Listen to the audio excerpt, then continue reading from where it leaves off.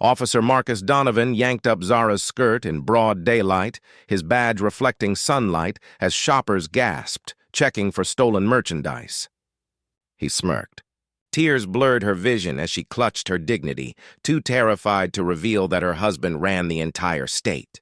Before we dive into this shocking story, let me know where you're watching from in the comments. Hit that subscribe button and give this video a thumbs up if you've ever witnessed discrimination that made your blood boil. Now let's uncover what happens when power meets prejudice. Zara Washington stood in front of the mirror in the governor's mansion, carefully selecting clothing that would make her blend in rather than stand out. At 29 years old, with degrees in both law and public policy from Harvard, she was far from ordinary. Yet today, she wanted to experience life as just another citizen. Her husband, Julian Washington, had made history just 3 months ago as the first black governor of Meridian State, riding a wave of progressive support and promises of reform. The transition had thrust them both into an unrelenting spotlight, but Zara had intentionally maintained a low profile, declining most interviews and public appearances. This wasn't due to shyness or discomfort with public life, but rather a calculated strategy. "I can't effectively advocate for citizens if I don't understand their daily experiences," she'd told Julian that morning as she kissed him goodbye. He had meetings all day with his newly formed police reform committee, making it the perfect opportunity for her anonymous excursion. The irony that she selected Castleview Mall for her shopping trip wasn't lost on her. The affluent neighborhood had historically been overwhelmingly white with property values that effectively kept most minorities out. Recent demographic shifts had brought more diversity to the area, but resistance lingered like a stubborn stain. Subtle signs of discomfort appeared on faces when black shoppers entered certain high-end stores. Zara drove her modest sedan rather than the state-issued SUV, contemplating the complex race relations in Meridian. The state had made progress, evidenced by Julian's election, but centuries of systemic inequality couldn't be undone by a single ballot result. She parked in the crowded lot, deliberately choosing a spot far from the entrance. No security detail, no special treatment, just a woman going shopping on a Tuesday afternoon. Inside the mall bustled with weekday shoppers, and Zara immediately noticed the subtle discriminatory behaviors she'd expected. The sales associate who helped a white customer immediately, but made her wait several minutes before acknowledging her presence. The security guard who followed her through the designer boutique while ignoring others who carried larger bags. The cashier who double-checked her credit card against her ID with unusual scrutiny. She mentally cataloged each interaction, thinking how these would inform policies Julian could implement. It was near the food court when she first noticed Officer Trent Donovan watching her. Something about his gaze made her instinctively clutch her shopping bags closer. He was tall, with broad shoulders and close-cropped hair beneath his police cap, his badge gleaming under the fluorescent lights. At 42, his face showed the hardened lines of someone accustomed to wielding authority without question. When he began walking directly toward her, Zara felt a flutter of anxiety despite having done nothing wrong. "Excuse me, ma'am," he said, his voice carrying a deliberate edge of authority. "Mind showing me your receipts?" Zara noted that he hadn't asked anyone else for verification of purchases. "May I ask why?" She responded calmly, her years of legal training kicking in. "Just routine loss prevention," he answered dismissively, though his eyes narrowed slightly. "Unless there's some reason you don't want to show them." Zara produced her receipts, maintaining composure even as she felt nearby shoppers beginning to stare. Officer Donovan examined each one with exaggerated scrutiny, comparing item descriptions to the contents of her bags. "Seems like you've been buying quite a lot today," he remarked, an implicit accusation in his tone. "Is there a problem with that?" she asked, keeping her voice level despite rising indignation. "No problem if everything's paid for," he replied. Then, with a sudden movement that caught her completely off guard, he reached for the shopping bag from an upscale boutique. "Mind if I verify this one more carefully?" Without waiting for permission, he dumped the contents onto a nearby bench, including a silk blouse she had purchased as a gift for her mother. "Officer, that is completely unnecessary," Zara protested, feeling heat rising to her face as onlookers gathered. "Standard procedure for suspicious activity," he responded, though nothing in actual police procedure would justify what came next. With swift movements, Officer Donovan began patting down her jacket, claiming he needed to check for additional merchandise. When his hands became inappropriately intrusive, Zara stepped back. "This is absolutely unacceptable. I demand you call your supervisor immediately."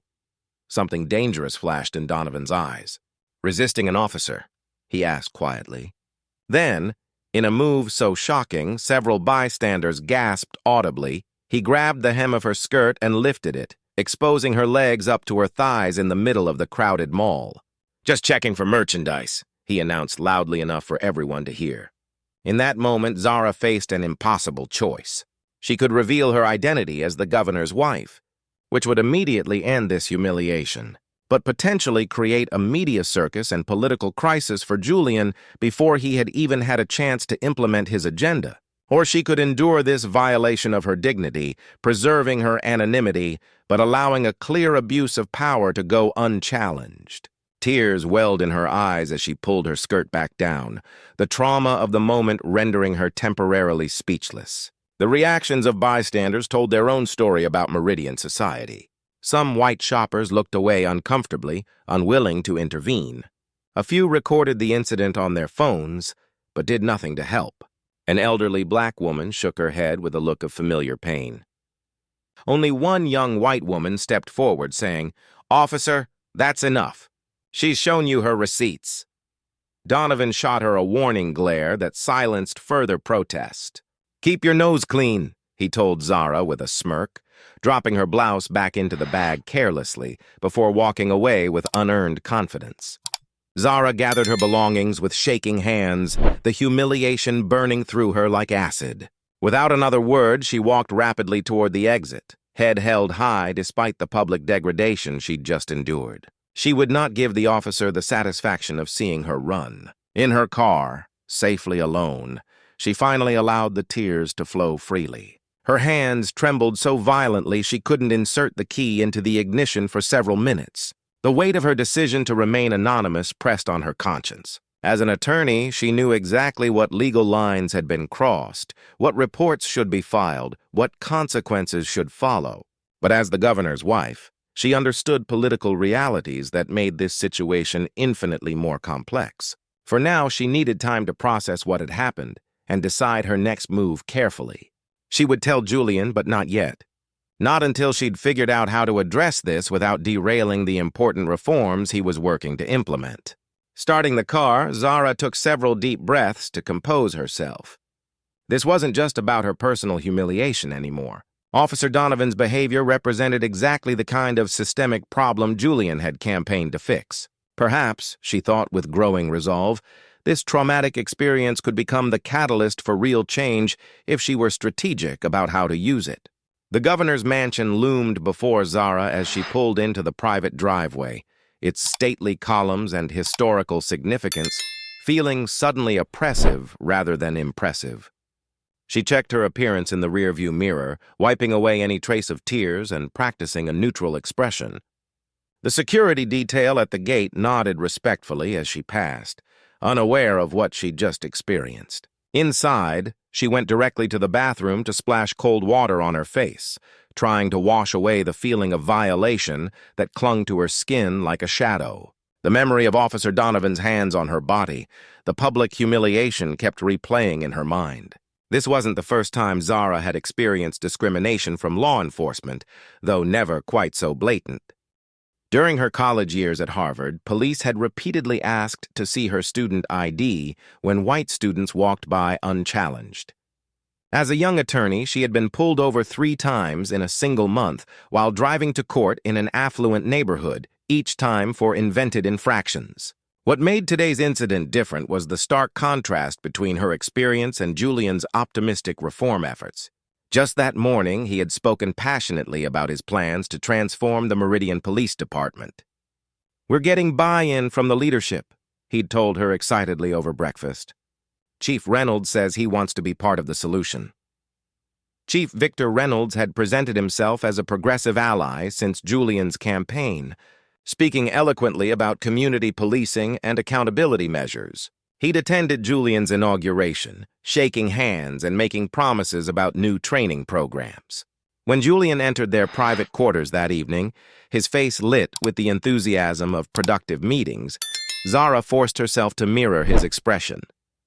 "How did everything go today?"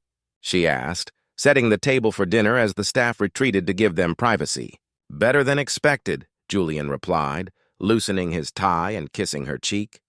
Reynolds brought his entire command staff. They seemed genuinely committed to implementing new policies. The irony of his words made Zara's stomach tighten, but she maintained her composure. "That's wonderful," she managed. "Any specific initiatives moving forward?" As Julian described the body cam program they were planning to fund and the new de-escalation training modules, Zara served the meal, nodding at appropriate intervals while an internal war raged within her. Should she tell him now? Would it derail the fragile progress he believed he was making? Would it force him to choose between being a protective husband and being an effective governor? Reynolds mentioned some resistance from a few officers. Julian continued unaware of her inner turmoil, but he assured me the leadership is solidly on board. "And you believe him?" Zara asked, unable to keep a slight edge from her voice. Julian paused, studying her face. "You sound skeptical. Did something happen today?" She almost told him then, the words rising to her lips. But the politician in her recognized timing was everything. If Julian confronted the department now in anger over her treatment, it could shatter the coalition he had been carefully building. "Just playing devil's advocate," she replied with a forced smile. "Trust but verify, right?" Later that night, after Julian had fallen asleep, Zara sat in their home office with her laptop, the glow of the screen illuminating her determined expression. She typed Officer Trent Donovan, Meridian Police, into the search bar, beginning the process of building a case the way she would have for any client during her legal career. The results were illuminating. Officer Donovan had been with the department for 15 years with an unsettling pattern of complaints that never resulted in disciplinary action. 6 different women had filed formal complaints about inappropriate searches or excessive force in the past 3 years alone. All were women of color. All complaints had been investigated by internal affairs and dismissed due to insufficient evidence or officer discretion. The deeper Zara dug, the clearer the pattern became. Each investigation had been overseen by the same officer, Lieutenant Gregory Pierce, who had signed off on clearing Donovan every time. Pierce and Donovan had graduated from the academy in the same class, had served in the same precinct for years, and there were social media photos showing them hunting together. The system wasn't failing. It was working exactly as designed, protecting its own. Most disturbing were the similarities in the complaints.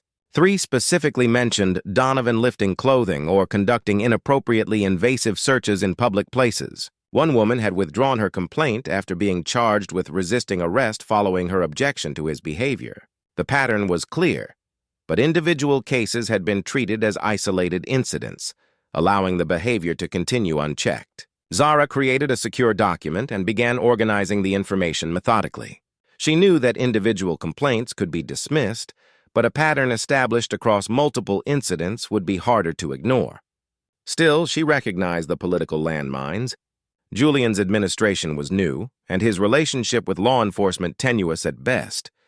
A misstep could undermine his ability to create lasting change. She needed more evidence, more voices before bringing this to him. Reaching for her phone, Zara hesitated, only briefly, before texting her college friend, Maya Lewis, now an investigative journalist with the Meridian Tribune. "Need to talk. Off the record. Important." The reply came almost immediately. "Name the time and place." As Zara set up a meeting for the following day, her phone buzzed with an unknown number. Normally, she would have let it go to voicemail, but something prompted her to answer. "Is this a secure line?" a woman's voice asked, tight with anxiety. "Who is this?" Zara countered instantly, alert. "My name is Tamika Johnson. I got your number from a court clerk who said you used to take civil rights cases."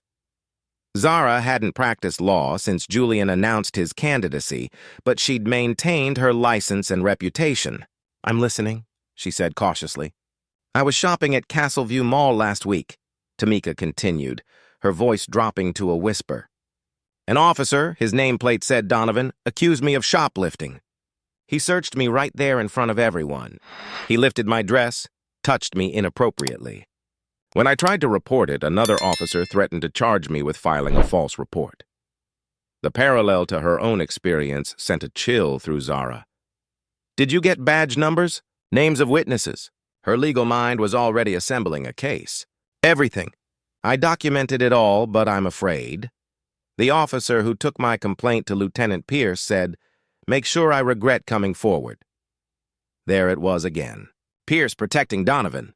"You're not alone," Zara said firmly, making a decision that would set unstoppable events in motion. "There are others, and we're going to do something about it. Can you meet with me tomorrow?" As she ended the call and returned to her research, a new determination filled her. This wasn't just about her personal experience anymore. There was a systematic abuse of power targeting Black women, and she was uniquely positioned to expose it. By the time Julian stirred the next morning, Zara had identified 7 similar cases and developed the beginnings of a strategy. She kissed him goodbye as he headed to another day of meetings with a police department that harbored predators behind badges, her heart heavy with secrets, but her mind focused on justice that now felt deeply personal. The small cafe where Zara agreed to meet Maya was deliberately chosen for its distance from political circles, tucked away in a neighborhood rarely frequented by anyone connected to state government. Zara arrived wearing sunglasses and a baseball cap, her usual elegant attire replaced by jeans and a simple sweater. Maya was already waiting at a corner table, her investigative instincts evident in the way she'd positioned herself with a clear view of both entrances. "This must be serious," Maya said as Zara sat down. No preamble needed between old friends. "You've got that lawyer face on." Zara glanced around before leaning forward. "What I'm about to tell you stays completely off the record until I say otherwise. This isn't about a story, at least not yet." Maya nodded, sliding her phone away to signal her full attention. "You know, I protect my sources." For the next 15 minutes, Zara outlined what she'd discovered about Officer Donovan and the pattern of complaints, carefully omitting her personal experience. Maya listened without interruption, her expression darkening with each detail. "This tracks with rumors I've heard," she finally said, "but getting concrete evidence has been nearly impossible. Victims are scared. Records get buried. Witnesses suddenly can't remember details." She paused, studying Zara intently. "There's something you're not telling me. Why this case now?" Zara held her friend's gaze. "I need to build the case first before involving official channels. And Maya, there's something else you should know." She hesitated. "There's a network of Black women in Meridian who've been documenting these abuses for years, creating their own evidence when the system failed them." Maya's eyes widened. "The community activist? She's been on my radar for years, but she never goes on record.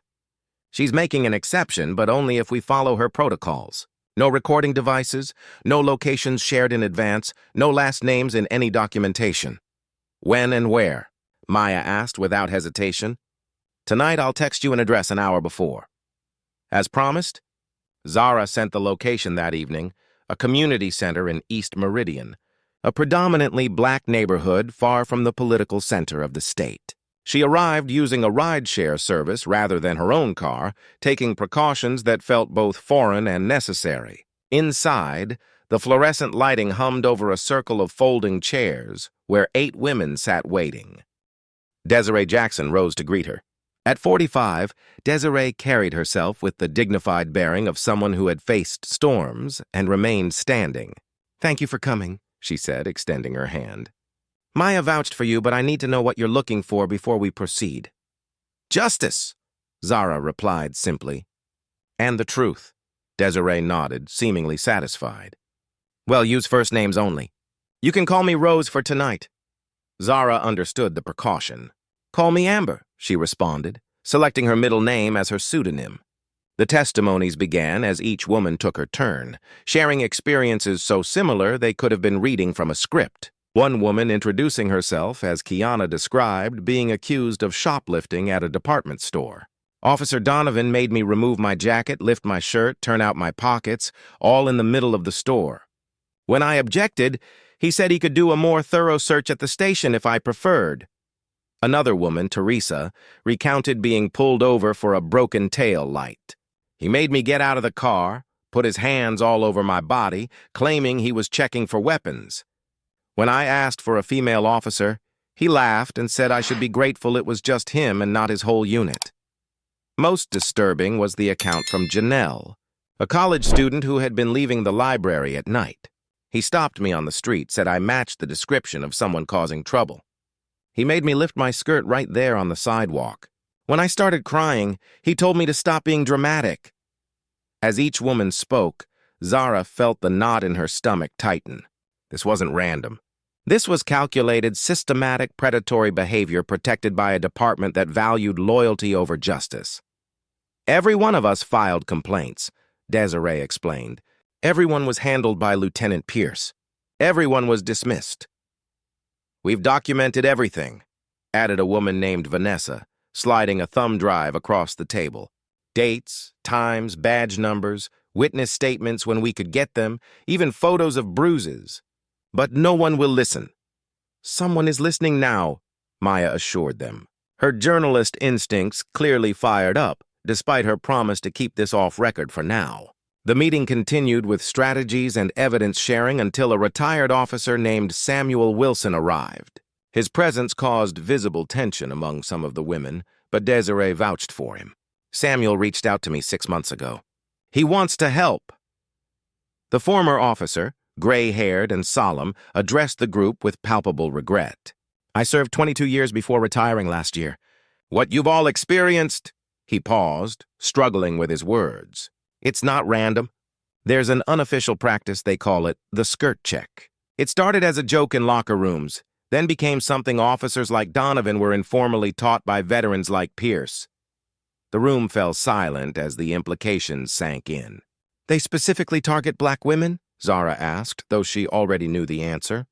Samuel nodded grimly. The justification is always theft prevention or weapon searches, but the real purpose is intimidation and humiliation. They choose victims they assume won't have the resources or credibility to fight back.